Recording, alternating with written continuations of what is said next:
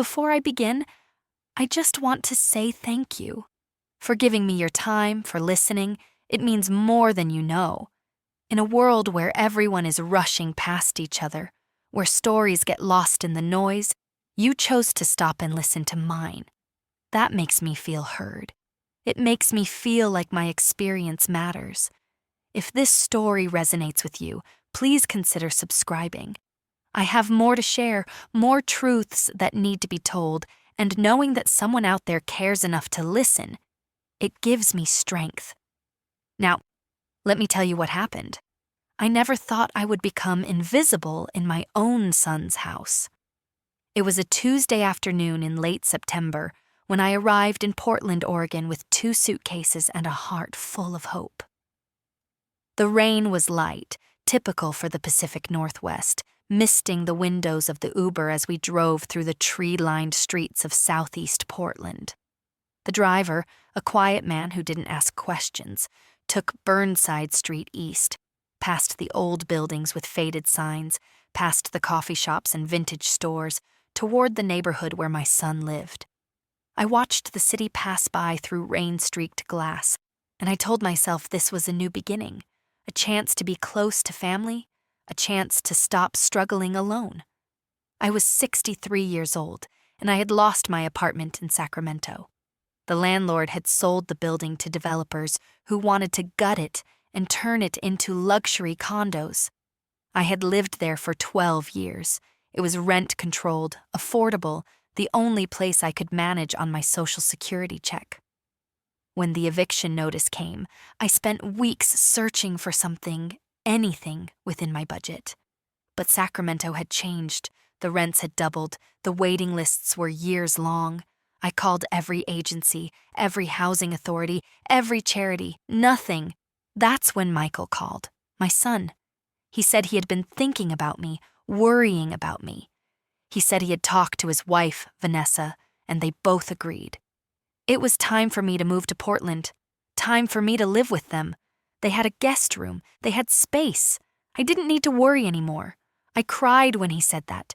I cried because I was grateful, because I was relieved, because I thought my son still loved me enough to take care of me when I needed it most. I should have paid attention to the silence on the other end of the line. I should have noticed that Vanessa never got on the phone to say hello. I should have asked more questions. But I didn't. I just packed my life into 2 suitcases, sold what little furniture I had, and bought a one-way bus ticket to Portland. The house was beautiful, a craftsman-style home on a quiet block near Hawthorne Boulevard, with a front porch that wrapped around the side and a garden that looked like something out of a magazine. The lawn was perfectly trimmed. The flower beds were neat and organized, filled with late-season blooms that somehow still looked vibrant despite the coming autumn. The house was painted a soft gray with white trim, and there were hanging baskets of ferns on the porch. It looked like the kind of place where people were happy, where families gathered, where grandmothers were welcomed. I climbed out of the Uber, pulling my suitcases from the trunk, and I looked up at that house and felt something I hadn't felt in a long time. Hope. Michael opened the door before I even reached the steps. He was 38, tall and lean, with dark hair that was starting to thin at the temples. He looked like his father. That thought sent a pang through my chest, but I pushed it away.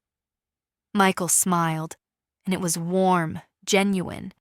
He came down the steps and hugged me, and for a moment, I felt safe. "Mom," he said, "I'm so glad you're here." "Thank you for doing this," I said. My voice cracked. "I don't know what I would have done." "Your family," he said. "This is where you belong." Vanessa appeared in the doorway. She was 35, blonde with sharp features, and the kind of posture that made her seem taller than she was. She was wearing dark jeans and a cream-colored sweater, and she looked polished, effortless, like someone who had never struggled a day in her life. She smiled, but it was the kind of smile that didn't move beyond her mouth. "Welcome," she said. "Come in. You must be exhausted." I followed them inside. The interior was just as beautiful as the exterior.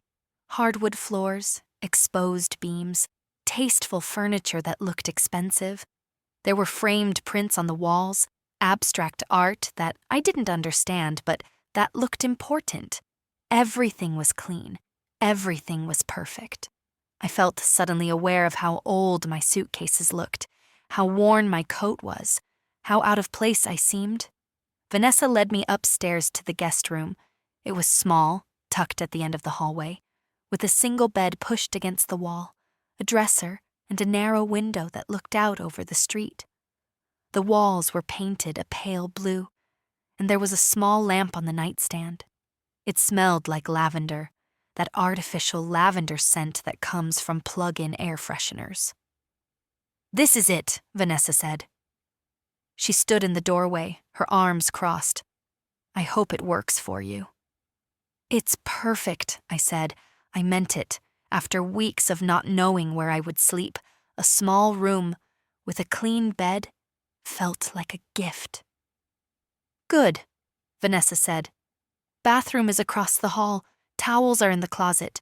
Let me know if you need anything." She left before I could thank her. I set my suitcases down and sat on the edge of the bed. The mattress was firm, the blanket thin but clean. I looked around the room, at the bare walls and the single window, and I told myself this was enough. This was more than enough. That night, Michael made dinner. Pasta with marinara sauce, garlic bread, a simple salad. We ate in the dining room, at a table that could seat 8, but felt too large for the 3 of us. Vanessa sat at one end, Michael at the other, and I sat in the middle, feeling like a child at the adult table. Michael asked me about the trip, about how I was feeling, about what I needed. I told him I was fine. I told him I was grateful. I told him I didn't want to be a burden. Vanessa didn't say much. She picked at her salad and checked her phone twice. When Michael asked her about her day, she gave short answers. She worked at a design firm downtown, something to do with branding and marketing. She said it was busy. She said she was tired. She didn't ask me anything. After dinner, I offered to clean up.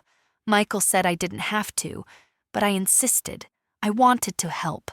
I wanted to show that I wasn't going to just take and take without giving anything back.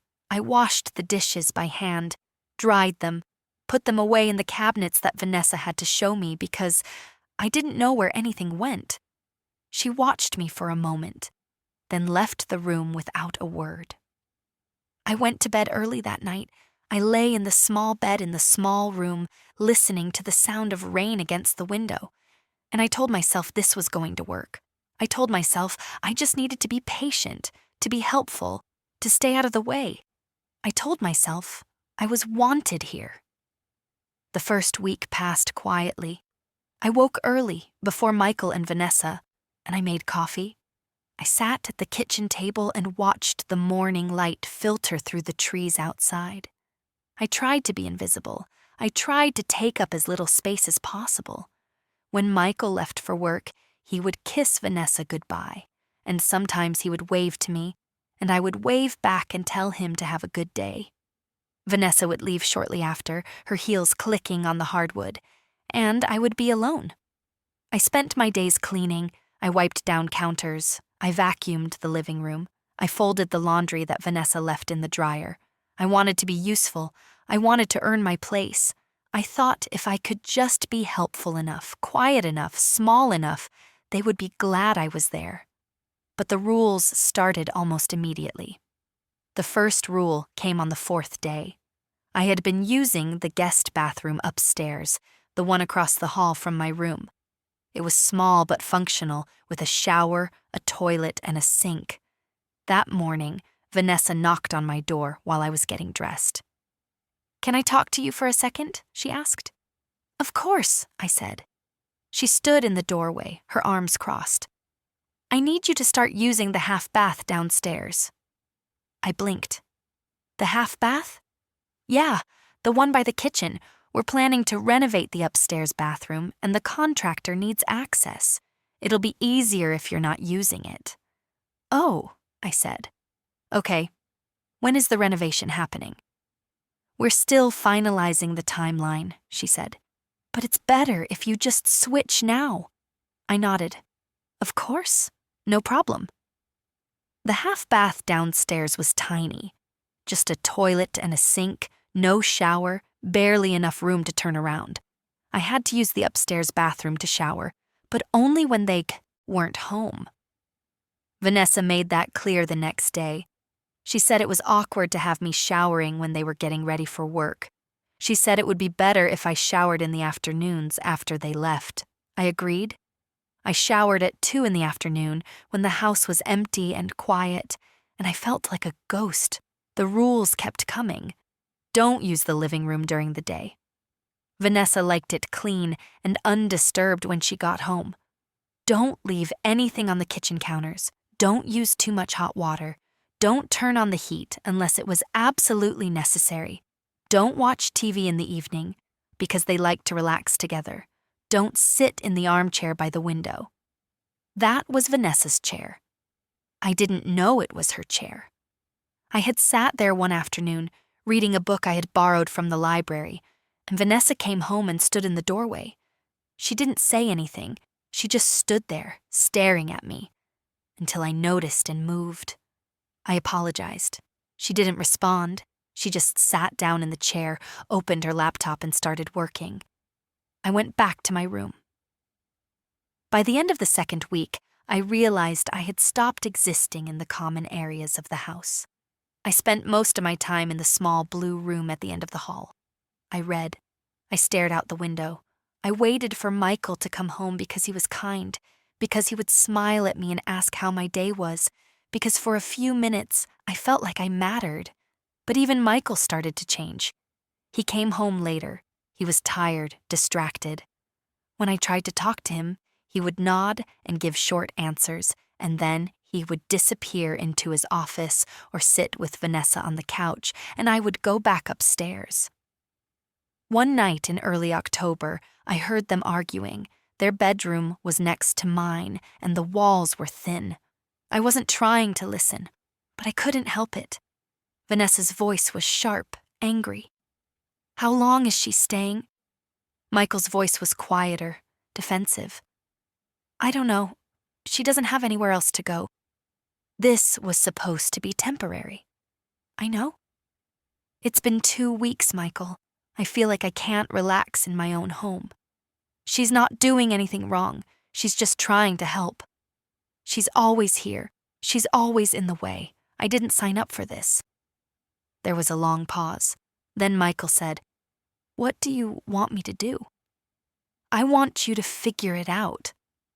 I sat on the edge of my bed, staring at the dark window, and I felt my chest tighten. I was in the way. I was a problem. I was the thing they argued about. I thought about leaving. I thought about packing my suitcases and walking out into the night and figuring it out on my own. But I had nowhere to go, no money, no options. I was trapped. The comments started after that. Little things. Vanessa would walk past me in the hallway and say, "Still here?" with a laugh that wasn't really a laugh, or she'd mention how nice it must be to not have to worry about rent or bills. She said it in front of Michael once, and he shifted uncomfortably but didn't say anything. I wanted him to say something. I wanted him to tell her to stop. But he didn't. I started to wonder if I had been a bad mother, if I had done something wrong that made my son unable to stand up for me now. I replayed his childhood in my mind, searching for the mistakes, the times I had been too strict or too lenient or too absent because I was working 2 jobs to keep us afloat after his father left. I couldn't find the moment I had failed him, but the doubt was there, growing like a weed. One morning in mid-October, I woke up to find my things had been moved. Not everything, just small things. My book was on the floor instead of the nightstand. My slippers were outside the door. My sweater that I had draped over the chair was folded on the dresser, neatly, deliberately. Someone had come into my room while I was asleep and touched my things. I didn't say anything. I didn't know what to say. I just put everything back and tried to ignore the crawling feeling on my skin. The breaking point came in early November. Vanessa asked to speak to me. Michael was at work. She sat across from me at the dining table, her hands folded, her expression calm and controlled. "I need to talk to you about something," she said. I waited. My heart was already pounding. "Michael's mother is coming to visit for Thanksgiving," she said. I stared at her. "His mother?" "Yes, Carol. She's flying in from Phoenix. She'll be here for 2 weeks." I felt the air leave my lungs. "Where will she stay?" Vanessa tilted her head slightly, like she was considering the question for the first time, even though I knew she had already planned this conversation down to the last word. "She'll need the guest room," Vanessa said. "Where will I stay?" I asked. My voice was barely above a whisper. "We've been thinking about that," Vanessa said. She smiled. "There's a daybed in the basement. It's not ideal, but it's only temporary, just while Carol is here." The basement. I had been down there once, when Michael was showing me around the house. It was unfinished, cold, damp. The floor was concrete. The walls were bare studs and insulation. There were boxes stacked everywhere, old furniture covered in dust, narrow windows near the ceiling that let in almost no light. It smelled like mildew and earth. "The basement," I repeated. "It's just for 2 weeks," Vanessa said. Her voice was light, reasonable, like she was suggesting something perfectly normal. "You should be grateful, really. It's still a bed, even if it's not the one upstairs." Grateful. I looked at her, at the smile on her face, at the coldness in her eyes, and I felt something inside me crack. Not break, not yet, just crack. A thin fracture that I knew would spread if I didn't do something. But I didn't know what to do, so I nodded. I said, "Okay," because I didn't have anywhere else to go. That afternoon, I moved my things to the basement. The daybed was old, the kind with a metal frame and a thin mattress that sagged in the middle. There were blankets folded on top, musty and damp. I made the bed as best I could, trying to ignore the smell, trying to ignore the cold. There was no heat down there. The only warmth came from a small space heater that Michael brought down later, plugged into an outlet that sparked when I turned it on. I lay on that daybed that night, wrapped in every piece of clothing I owned, and I cried. I cried quietly, so no one would hear. I cried for the woman I used to be, the woman who had worked so hard, who had raised a son alone, who had survived so much. I cried for the woman I had become, small and invisible and unwanted, and I cried because I didn't know how to save myself. Michael came down the next morning. He stood at the bottom of the stairs, looking at me with something that might have been guilt or pity. I couldn't tell.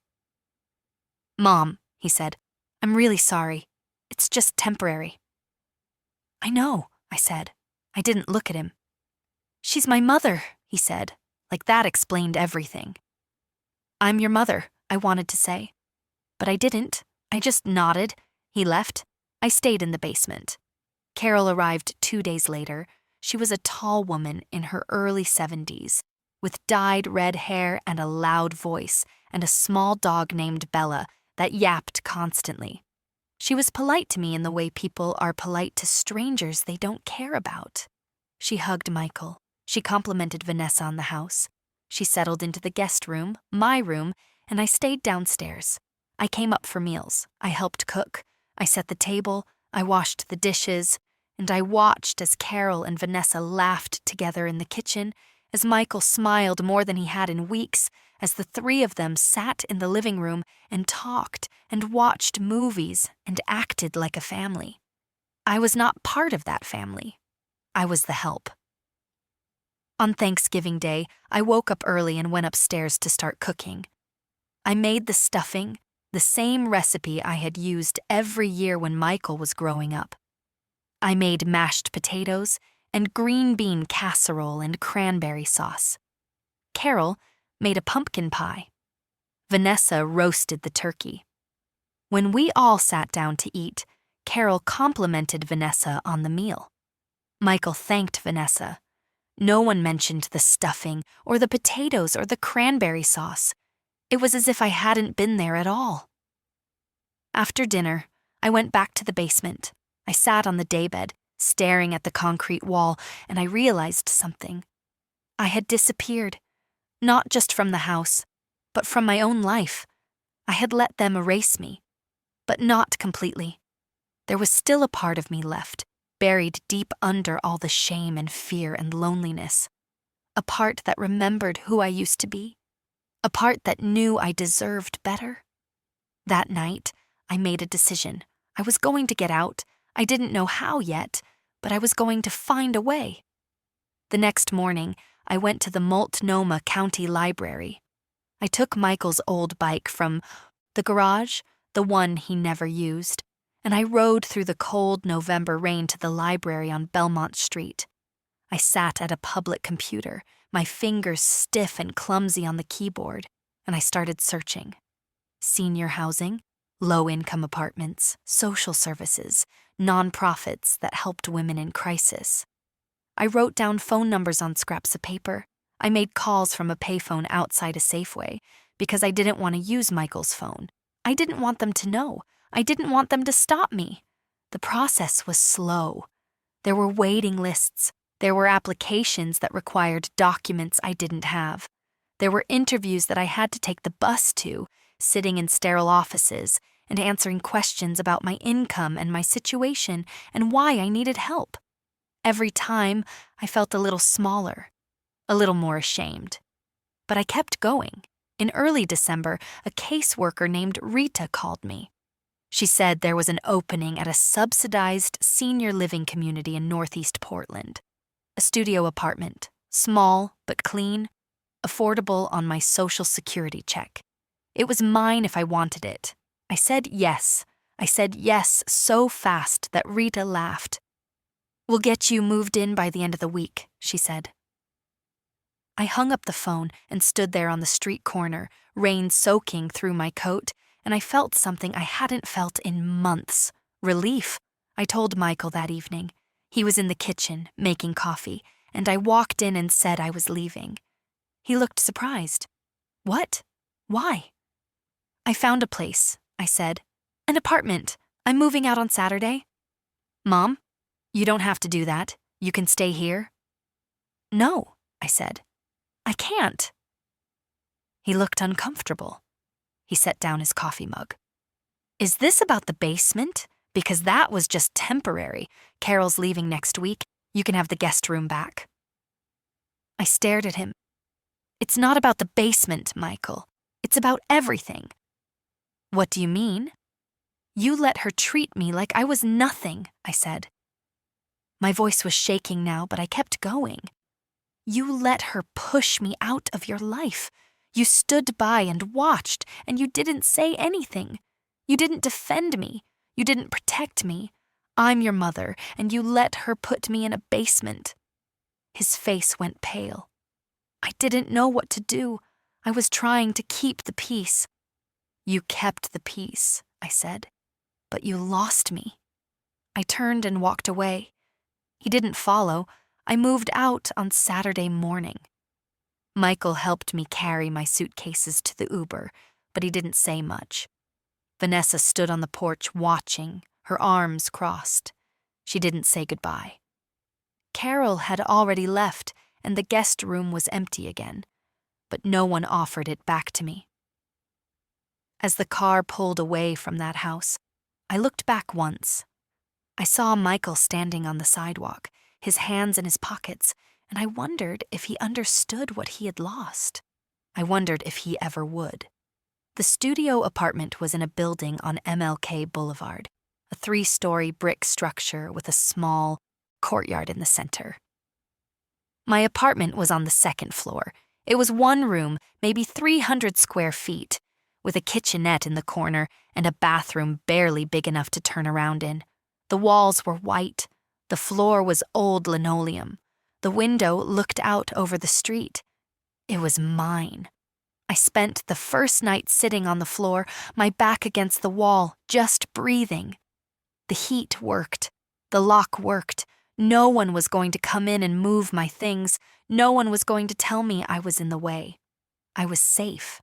Over the next few weeks, I started rebuilding. I found a part-time job at a community center a few blocks away, answering phones and helping with events. It didn't pay much, but it was something. I met other women, other seniors who had been through their own struggles, and we became friends. We had coffee together. We took walks. We shared our stories. I started to remember who I was. I planted herbs on the windowsill, basil, rosemary, thyme. I bought a small chair at a thrift store and set it by the window so I could sit and read. I signed up for a yoga class at the community center, and even though my body was stiff and my balance was terrible, I kept going. I was building a life, a small life maybe. But it was mine. I didn't hear from Michael for almost 2 months. Then, in late January, he called. He asked how I was. I told him I was fine. He said he wanted to visit. I said okay. He came the following weekend. He sat on my small couch, looking around the apartment, and then he looked at me. "Mom," he said, "I'm so sorry." I waited. I should have done more. I should have stood up for you. I should have made her stop. His voice cracked. I was a coward. "Yes," I said. "You were." He flinched, but he didn't look away. "I don't know if I can fix this." "I don't know if you can either," I said. We sat in silence for a long time. Finally, he spoke again. "Vanessa and I are separating." I didn't say anything. "She's moving out next month. Things have been bad for a while. I think I just didn't want to see it." He looked down at his hands. "I think I didn't want to see a lot of things." "I'm sorry," I said. And I meant it, because he was still my son, and I still loved him, even though he had hurt me. "Can we start over?" he asked. His eyes were red. "Can I try to be better?" I thought about it. I thought about the basement. I thought about the way Vanessa had smiled when she told me I should be grateful. I thought about the silence, the invisibility, the slow erasure of my existence. And then I thought about the herbs growing on my windowsill, the friends I had made, the job I had found, the life I was building. "I don't know," I said, "but we can try." Over the following months, Michael visited regularly. We had coffee. We took walks. We talked. It was slow, awkward, sometimes painful. There were moments when I wanted to tell him to leave, to stop trying, to accept that some things couldn't be fixed. But I didn't, because I realized something. Forgiveness wasn't about forgetting. It wasn't about pretending nothing had happened. It was about choosing, every day, to keep moving forward, to let the cracks heal, even if the scars remained. One evening in May, we were sitting on a bench in Laurelhurst Park, watching the sun set over the trees. Michael turned to me. "I'm glad you left," he said. I looked at him, surprised. "I'm glad you left," he said again, "because it forced me to see who I had become, what I had let happen. If you had stayed, I think I would have kept lying to myself. I think I would have lost you forever." "You almost did," I said. "I know." We sat there as the light faded, and I felt something shift. Not forgiveness, not completely, but the beginning of it, the possibility. And that was enough. I didn't need revenge. I didn't need to see Vanessa suffer. I had something better.